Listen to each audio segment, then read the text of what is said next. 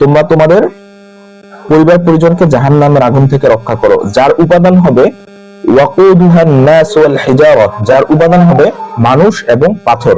নাস মানে হচ্ছে মানুষ, হিজারা মানে হচ্ছে পাথর।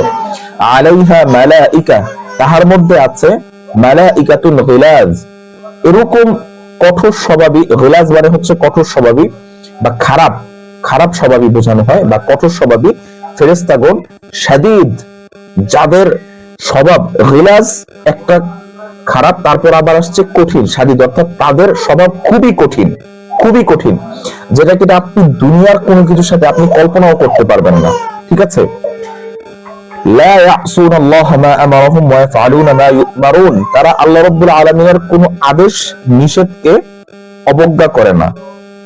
তারা যে আপনাদেরকে জাহান্নামে বা আমাকে জাহান্নামে খুব সুন্দরভাবে পুরাবে, এবং আমরা যেমন পুরো চিকেন ফ্রাই খুব মজা করে খাই এবং চিকেনটাকে খুব সুন্দর করে মজা করে পোড়াই, ঠিক তেমনি আমরা যদি আমাদের পরিবারগুলোকে মেনটেন করতে না পারি, আল্লাহ রাব্বুল আলামিনের সেই লা ইয়াসুনাল্লাহা কি মালাইকাতুন গিলাজ, মালাইকাতুন গিলাজুন শিদাদ, শাদীদ, সেই মালাইকারা কিন্তু আমাদেরকে সেই মুরগির মতো ফ্রাই করবে জাহান্নামের আগুনে।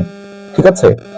এবং আমরা পৃথিবীতে যত কঠোর মানুষ হোক, মানুষ যখন তাদের কাছে গিয়ে কাকুতি মিনতি করে, তখন কিন্তু তারা তাদের মনের মধ্যে একটু হলো দয়ার উদ্রেক হয়। আর এটা কিন্তু সম্পূর্ণ আল্লাহ রাব্বুল আলামিনের কাঠগড়া। এখানে পৃথিবীর কোন রাজাধিরাজের ক্ষমতা নাই যে কোনো ধরনের কোনো কথা বলা, বরঞ্চ নবী আলাইহিস সালাতু ওয়াস সালামরা পর্যন্ত সেখানে চুপসে যাবে।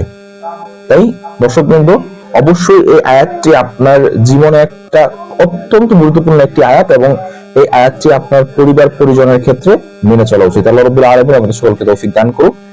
আসসালামু আলাইকুম ওয়া রাহমাতুল্লাহি ওয়া বারাকাতুহু।